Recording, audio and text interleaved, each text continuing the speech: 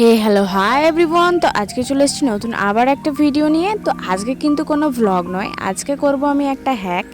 তো যে জিন্স প্যান্টগুলো আমরা ফেলে দিই ফেড হওয়ার কারণে, সেগুলো আমরা আবার ইউজ করতে পারি, সেটার জন্যই আবার আজকের এই ভিডিওটা।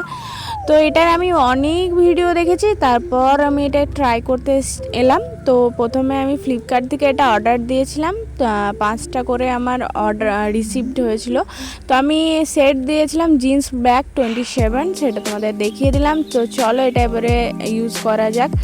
তো এখানে আমি প্রথমে গরম জল করেছিলাম, ওটার মধ্যে এই রঙটা মিশিয়ে দিচ্ছি এবং ভালো করে মিশাতে হবে যাতে কোনো লাম্পস না থাকে। তো ভালো করে এটা গুলিয়ে নিচ্ছি। এরপর জিন্সটা আমি এখানে দিয়ে দেব।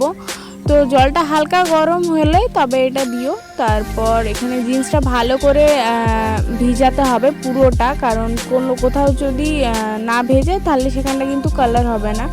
তো যাই হোক, এটা ভালো করে ভিজিয়ে নিয়ে এখানে কিন্তু 5 থেকে 10 মিনিট রাখতে হবে।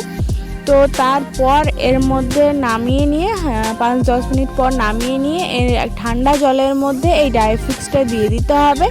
তারপর এটা দিয়ে ভালোভাবে মিশিয়ে নিতে হবে জিনিসটা। তারপর ওই ভিজে জিন্সটা এর মধ্যে আমি আবার 5 থেকে 10 মিনিট রেখে দেব। আচ্ছা, তোমাদের একটা কথা বলে রাখি, তোমাদের যদি এটা লিংক লাগে তো আমাকে কমেন্ট করো, আমি তোমাদের ওখানে লিংক দিয়ে দেব। তো তারপর এটাকে আমি ছাদে নিয়ে গিয়ে রোদে ভালোভাবে শুকিয়ে নেব। তো তারপর দিন আমি জিন্স প্যান্টটাকে দেখে পুরোই অবাক হয়ে গেছিলাম।